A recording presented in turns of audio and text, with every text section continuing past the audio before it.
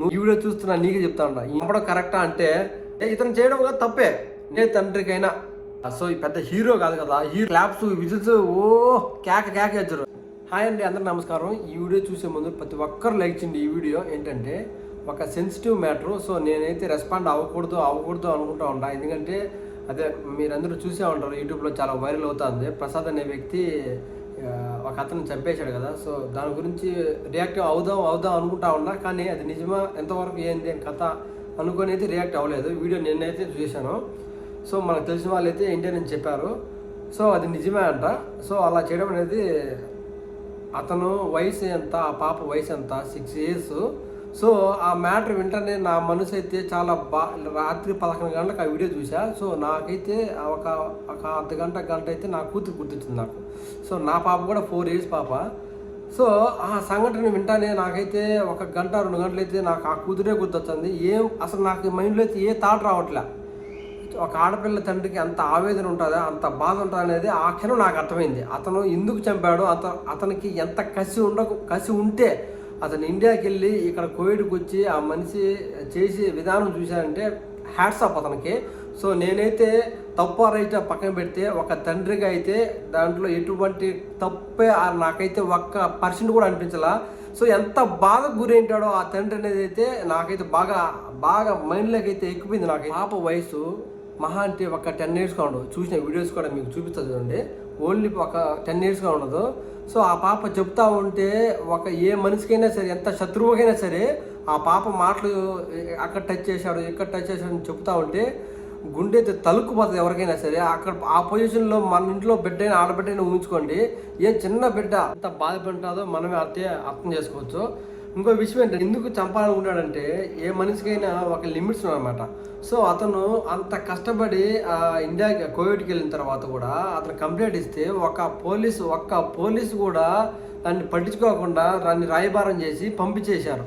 So పంపిణీ కాకుండా మళ్ళీ వాళ్ళు అటుసైడ్ వాళ్ళు కూడా మీరు నా పైన కేసు పెట్టారు, మమ్మల్ని ఏదో నల్లగర్లు వీధులోకి లాగారని ఆమె కూడా ఏదో పురుగుల మంది దాగి ఏదో చనిపోవడానికి అయితే రెడీ అయిందండి. అది ఎంతవరకు నిజమో అబద్ధం మనకు తెలియదు. ఒక తండ్రి ఇక్కడ ఆవేదన బాధపడతా ఉంటే, ఒక కూతురు ఇలా జరిగిందని బాధపడతా ఉంటే ఆమె పురుగుల మంది దాగి మళ్ళీ రివర్స్ వీళ్ళపైన కేసు పెట్టడానికి ముందుకు వచ్చిందంట.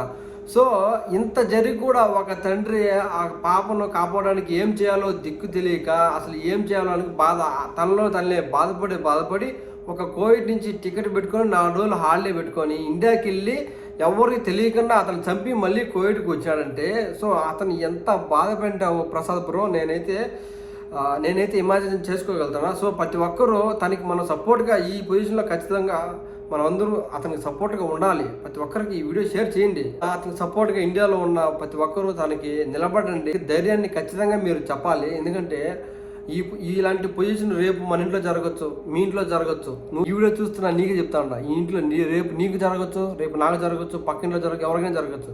ఒకటి చెప్తా చూడు, అందరిని చంపడమేనా కరెక్టా అనుకుంటే, కానీ ఒకటి చట్టం ఉన్నది కాబట్టి చట్టం గౌరవిస్తూ వెళ్ళాలి. అతని చట్టాన్ని గౌరవిస్తూనే వెళ్ళాడు. అందరిని చంపుకుంటూ పోతే ఈ భారతదేశంలో చాలామంది ఎంతోమంది చంపేయాల్సి వస్తుంది. సో ఎవరినైనా, ఎందుకంటే ఈ భారతదేశంలో చాలామంది ఇలా జరుగుతున్నాయి. చంపడం కరెక్టా అంటే అతను కంప్లైంట్ ఇచ్చాడు, చట్టపరంగా నలుగురితో పోయి కంప్లైంట్ ఇచ్చినాడు. ఆ ఉన్న పోలీసులే పట్టించుకోవాలా? ఇంకా పోలీసులే పట్టించుకున్నప్పుడు ఇంకా అతను ఏం చేస్తాడు చెప్పండి? ఒక తండ్రికి ఏం చేస్తాడు? అది కాక వాళ్ళు రివర్స్ మళ్ళీ ఇతని పైకే మళ్ళీ రివర్స్ కావడం. సో అతనికి ఏం చేయాలో అర్థం కావట్లే, భార్యాభర్తకు ఏం చేయాలో అర్థమే కావట్లే. సో అలాంటప్పుడు ఏం జరుగుతుంది? సో కనీసం చట్టమైనా కరెక్ట్గా తన పని తను చేసుకువెళ్తే ఇతను చేయడం కూడా తప్పే. నేను అతను చేసింది కరెక్ట్ అని నేను చెప్పలా. చట్టం తన పని చేసుకోబోతే ఇతను చేయడం అంత అవసరం రాదు ఇంకో ఫస్ట్ ఆఫ్ ఆల్. సో అది ఏం చేసింది, చట్టం ఫస్ట్ దారి తప్పింది. ఆ పోలీసులే కరెక్ట్గా దారి మళ్ళించి అక్కడికక్కడికి ఆ మ్యాటర్ని కానీ స్టాప్ చేసి తనకి ఏదో ఒక సిచ్యుయేషన్ ఉంటే, సో ఇతను ఈరోజు అతను ప్రాణం తీసేవాడు కాదు, ఇంత జరిగే విషయమే కాదు. సో ఇంత వైరల్ అవుతుందంటే, సో చూడండి ఈరోజు ఎంత ప్రెజర్ పడుతుంది ఆ పోలీసుల పైన అయితే, భయంకరంగా ప్రెజర్ పడుతుంది. ఎందుకంటే ఆ సిచ్యువేషన్ అప్పుడు కానీ హ్యాండిల్ చేసింటే ఇంతవరకు జరిగేది కాదు. సో మీరు కూడా అర్థం చేసుకోవాలా, చంపడం కరెక్టా అంటే నా దృష్టిలో అయితే చట్టం తన పని తను చేసుకుని వెళ్ళింటే కరెక్ట్ కాదు. సో తను చేయలే కాబట్టి ఇతని పని ఆ వేదనకు తన బాధపడైతే తన పని తను చేసుకెళ్ళాడు. సో అందులో నాకైతే ఎక్కడ తప్పు అనిపించలేదు. So I support for YouTuber అని కాదు, ఏ తండ్రికైనా, నేను యూట్యూబర్ నుంచి వెళ్ళా ఈ వీడియోస్, ఏ తండ్రికైనా ఆ ఆవేదన ఆ బాధ ఉంటుంది కాబట్టి సో అందుకోసమైతే ఈ వీడియో చూస్తున్నా. సో అతను చేయడం వల్ల తప్పే కాదు. ఒక చట్టపరమైనగా వెళ్ళింటే వాళ్ళు రెస్పాండ్ అయ్యి కూడా వాళ్ళు శిక్ష వేస్తారని చెప్పి కూడా ఉండి ఇతను కూడా మళ్ళీ చంపింటే తప్పకుండా ఇతను తప్పే అవుతుంది. సో అసలు ఆ చట్టమే తను పట్టించుకోలేదు. అలాంటప్పుడు ఇది చేయడంలో తప్పే లేదు, 100% తప్పలేదు. సో ఈ వీడియో తప్పకుండా చూసిన వాళ్ళు ప్రతి ఒక్కరు షేర్ చేయండి, నలుగురికి తెలియజేయండి. ఎందుకంటే చాలా వరకు ఈ వీడియోస్ తెలియడం లేదు, ఎందుకంటే చిన్న విషయం కదా, ఎవరికి తెలియడం లేదు. అంటే ఇతను సెలబ్రిటీ కాదు కదా, సో ఈ పెద్ద హీరో కాదు కదా, హీరోగాను వాళ్ళు వీళ్ళు ఏంటి పెద్ద హైలైట్ చేశారు. లేకపోతే సినిమాలు అంటే ఇంకా అయితే ఇంకా క్లాప్స్ విజిల్స్ కేక వేస్తారు. కానీ ఇతను అలాంటి కదా, మన ఇంట్లో ఉన్న సామాన్య వ్యక్తులు కాబట్టి నలుగురికి తెలియజేయాలి. కాబట్టి తప్పకుండా ప్రతి ఒక్కరు రెస్పాండ్ అవ్వండి, షేర్ చేయండి.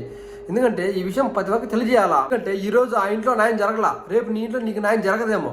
అందుకని ఈరోజు నువ్వు సైలెంట్గా ఉంటే నాకెందుకులే, నాకేం పనిలే, వాళ్ళ ఇంట్లో జరిగింది కానీ నువ్వు సైలెంట్గా ఉన్నావు అనుకో, సో రేపు కూడా నీ ఇంట్లో న్యాయం జరగదు.